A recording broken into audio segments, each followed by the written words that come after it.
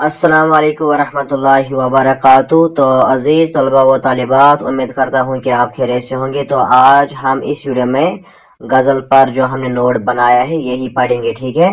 तो वीडियो को शुरू करने से पहले आप सबसे गुजारिश है कि अगर अभी तक आपने हमारे YouTube चैनल को सब्सक्राइब नहीं किया है तो प्लीज़ सब्सक्राइब कीजिए और इस वीडियो को अपने दोस्तों में शेयर कीजिए, ठीक है। तो चलिए वीडियो को शुरू करते हैं। गज़ल के लग़वी माने हैं महबूब से बातें करना, औरतों की बातें करना या औरतों से बातें करना। तो जो गज़ल का लग़वी माने है यानी डिक्शनरी जो मीनिंग है गज़ल का, तो वो है महबूब से बातें करना या औरतों की बातें करना या औरतों से बातें करना। यानी गज़ल में इश्किया बातें बयान की जाती हैं, यानी गज़ल में इश्किया बातें बयान की जाती हैं। लेकिन वक्त बदलने के साथ साथ गज़ल में मुख्तलिफ मज़ामीन दाखिल होते गए। लेकिन जब वक्त बदला तो गज़ल में बहुत सारे मज़ामीन दाखिल होते गए। यही वजह है कि गज़ल उर्दू की सबसे ज़्यादा मकबूली सनफ़-ए-सख़न है। कहा जाता है कि गज़ल की इब्तिदा कसीदे से हुई। ये कहा जाता है कि इब्तिदा जो है वो कसीदे से हुई। गज़ल अरबी शायरी की देन है और फ़ारसी शायरों ने वाकई गज़ल को गज़ल बना दिया। गज़ल जो है ये अरबी शायरों की देन है। तो फ़ारसी शायरों ने, जो फ़ारसी शायर थे, उन्होंने वाकई गज़ल को गज़ल बना दिया। उर्दू ज़बान में गज़ल फ़ारसी से पहुँची है। अगर हम उर्दू में देखेंगे, उर्दू में गज़ल जो है ये फ़ारसी से पहुँची है।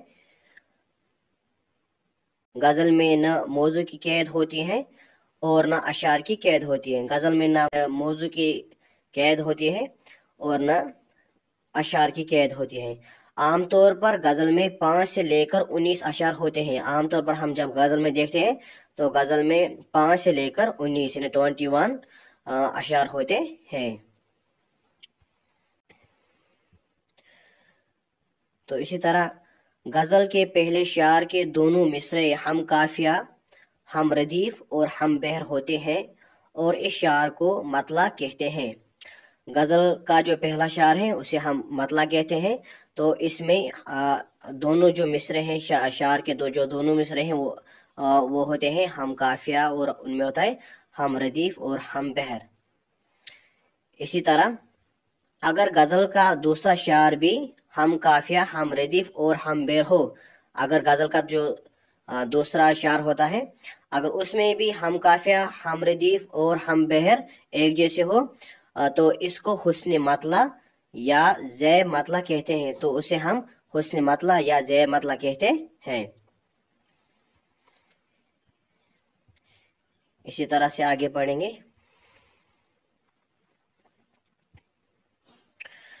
गज़ल के सबसे अच्छा शार को बैतुल गज़ल या शाह बैत कहते हैं। गज़ल में जो सबसे अच्छा शार होता है उसे हम बैतुल गज़ल या हम उसे शाह बैत कहते हैं।